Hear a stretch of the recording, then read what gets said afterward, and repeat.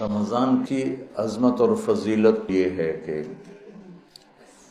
فرض 70 فرض کے برابر ہو جاتا ہے اور نفل فرض کے برابر ہو جاتا ہے۔ اللہ جہنم کے دروازوں کو بند کر دیتا ہے، جنت کے دروازوں کو کھول دیتا ہے، عرش اس کا پہلے آسمان پہ آ جاتا ہے، شیطان سارے قید ہو جاتے ہیں، ساری کائنات، سمندر کی مچھلیاں اور زمین کی چیونٹیاں روزہ رکھنے والوں کے لیے دعا کرتی ہیں، جنت کو روزانہ روزے والوں کے لیے سجایا جاتا ہے اور اللہ اسے کہتا ہے میرے بندے آ رہے ہیں تجھ میں ہمیشہ رہنے کے لیے۔ اللہ کی طرف سے 24 گھنٹے ایک اعلان ہوتا رہتا ہے، کوئی بخشش مانگنے والا، کوئی توبہ کرنے والا، کوئی معافی مانگنے والا، کوئی بھی سائل جو بھی مانگے۔ ایک فرشتہ اعلان کرتا ہے نیکی کرنے والے آگے بڑھ تجھے بشارت ہو، دوسرا فرشتہ اعلان کرتا ہے برائی کرنے والے بس کر اور واپس ہو۔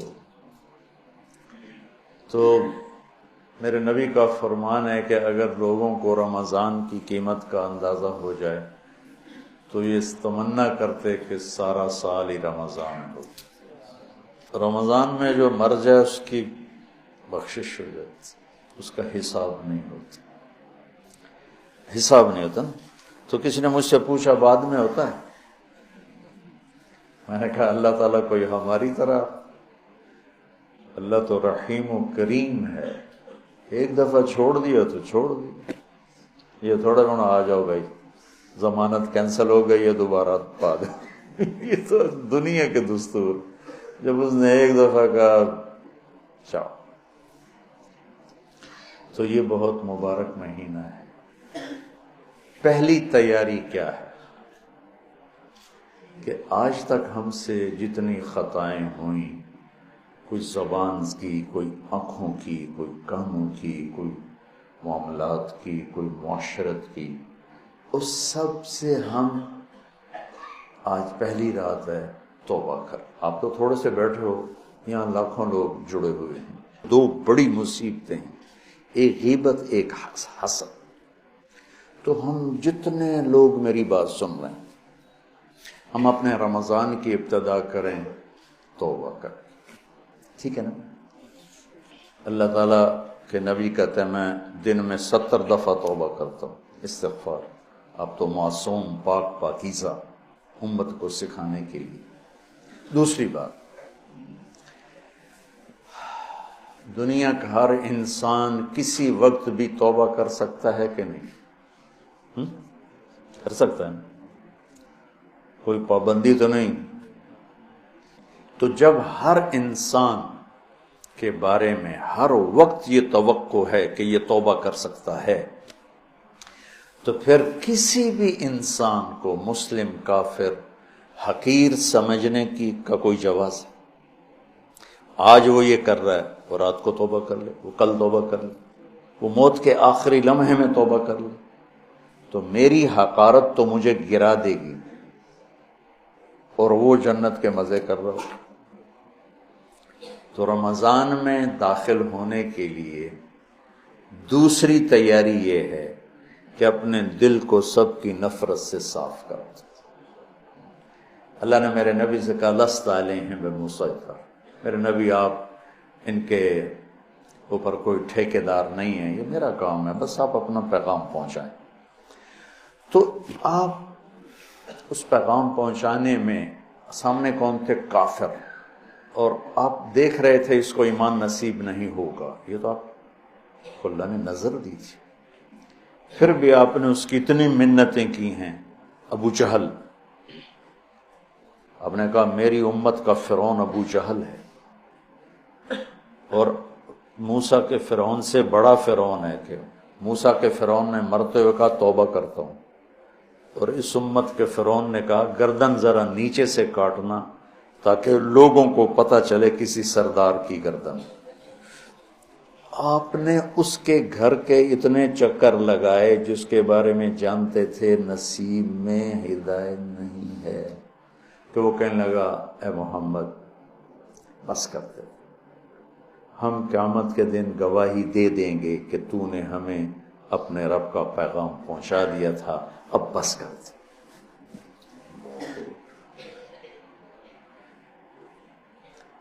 اب دیکھتے نہیں جو مریض لا علاج ہوتا ہے ڈاکٹر کہتے ہیں جب لے جائے، اس کا کوئی علاج نہیں، اس کو ہاسپٹل سے فارغ کر دیتے ہیں، گھر لے جائیں کوئی علاج نہیں، اور میرے نبی دیکھ رہے ہیں اس کا کوئی علاج نہیں، پھر بھی اب اس کی محنت کرتے جا رہے ہیں، کرتے جا رہے ہیں، کرتے جا رہے ہیں۔ کاش ہم تھوڑا سیرت کو بھی پڑھتے۔ پھر مجھے خواجہ صاحب یاد آ جاتے ہیں، سکھری تروش منصوری نو ٹھپ رکھ کنز کدوری نو، ہادی نہ سمجھ ہدایہ کافی نہ سمجھ کفایا، کفایا کافیہ وزن شعر کی وجہ سے، ہادی نہ سمجھ ہدایہ کافی نہ سمجھ کفایا، کر پرز شرع وقایا ایو دل قرآن کتاب۔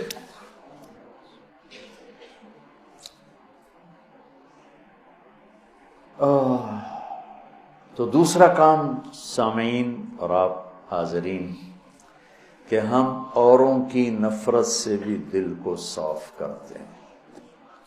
ہم چاہتے ہیں نا اللہ ہمیں معاف کر دے،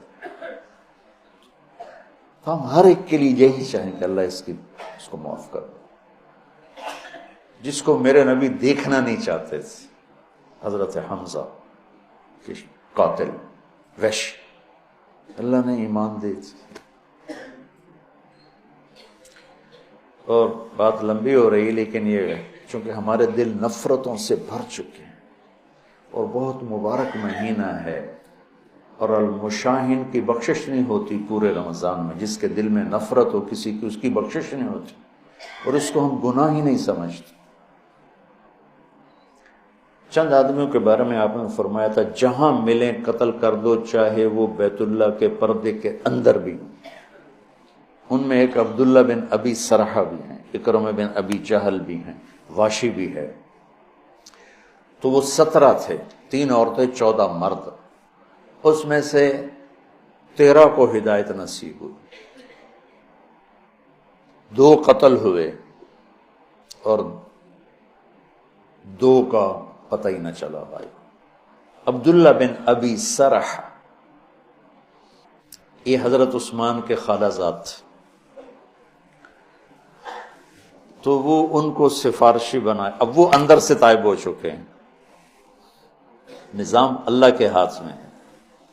آپ تشریف لاتے ہیں، یا رسول اللہ یہ عبداللہ آیا ہے، توبہ کرتا ہے، آپ اس سے بیعت لے لیں، کلمہ پڑھا لیں، تو آپ اس سے سر جھکائے بیٹھے رہے۔ پھر انہوں نے کہا یا رسول اللہ یہ عبداللہ آیا ہے، توبہ کرتا ہے، آپ اس کو کلمہ پڑھا لیں۔ پھر کہا یا رسول اللہ یہ عبداللہ آیا ہے، توبہ کرتا ہے، آپ اسے کلمہ پڑھا دیں۔ تو آپ نے اس کو کلمہ پڑھایا اور بیعت لے کر فرمایا الیس منکم رجل رشید یضرب عنقہ، تم میں کوئی سمجھدار نہیں بیٹھا تھا جو اس کی گردن اڑا دیتا؟ تم دیکھ نہیں رہے تھے کہ میں اس کا ہاتھ اپنے ہاتھ میں نہیں لے رہا تھا، تو تم سمجھے کیوں نہ، اس کی گردن کیوں نہ اڑائے؟ کہ یا رسول اللہ ہمیں پتہ نہیں چلا، آپ ہمیں اشارہ کر دیتے۔ تو آپ نے فرمایا نبی خیانت نہیں کرتا ہے، نبی میں خیانت نہیں ہوتی کہ میں ادھر ہاتھ بڑھاؤں ادھر تمہیں اشارہ، یہ نبی کی شان سے پاک ہے۔ میں قربان جاؤں اس کی رحمت پر۔ اور موت کیسے آئی؟ کہ مصر کے گورنر بنائے گئے حضرت عمر کے زمانے میں، حضرت عثمان کے زمانے میں، فجر کی نماز پڑھا رہے تھے، نماز کے بعد ایک طرف سلام پھیرا السلام علیکم ورحمۃ اللہ، اور دوسری طرف پھیرنے سے پہلے ہی گر کے انتقال ہو گیا۔ انہوں نے کہا تو صحابی ہونا ہی کافی تھا، لیکن اگر موت کیسے؟ تو جب اللہ فیصلہ فرماتا ہے تو اللہ کے نبی 3 دفعہ رکے رہے، پھر آپ نے بیعت لی۔ تو لہٰذا میرے عزیزو، سامعین، حاضرین، سب سے دل صاف کر دو، سب سے نیت کرتے ہو۔ میری جو تم میرے بچے بیٹھے ہو، میں اب اس عمر میں تم سے کیا فخر کروں گا۔ میرے سر کے درد کا ایک سبب یہ بھی ہے کہ میں سارا دن اس بدبخت سے لڑتا ہوں۔ کبھی ادھر سے کمی آتی ہے، یہ نہیں کہ کمی آئے گی نہیں، کبھی ادھر سے نفرت آتی، ادھر سے کمی آتی، اور میں جھاڑو لے کے اسے صاف کرتا رہتا ہوں، یا اللہ میرے دل میں کسی کی نفرت نہیں۔ سوتے ہوئے میں کہتا ہوں، یا اللہ میرے دل میں کسی کا بغض نہیں، میں نے اپنے دل کو سب سے صاف کیا، صاف کیا، صاف کیا۔ آپ کو پتہ جب آدمی مشہور ہوتا ہے تو محبت کرنے والوں کے ساتھ تیر انداز بھی آ جاتے ہیں۔ وَنَصَبْنَنِي غَرَضَ الرُّمَاةِ تُصِيبُنِي مَحْنٌ أَشَدُّ عَلَى السُّيُوفِ مَضَارِبًا، کہ مجھے ایسے تیر مارے زمانے نے کہ میرے جگر کے پار ہو کے ٹکڑے ٹکڑے کر دی۔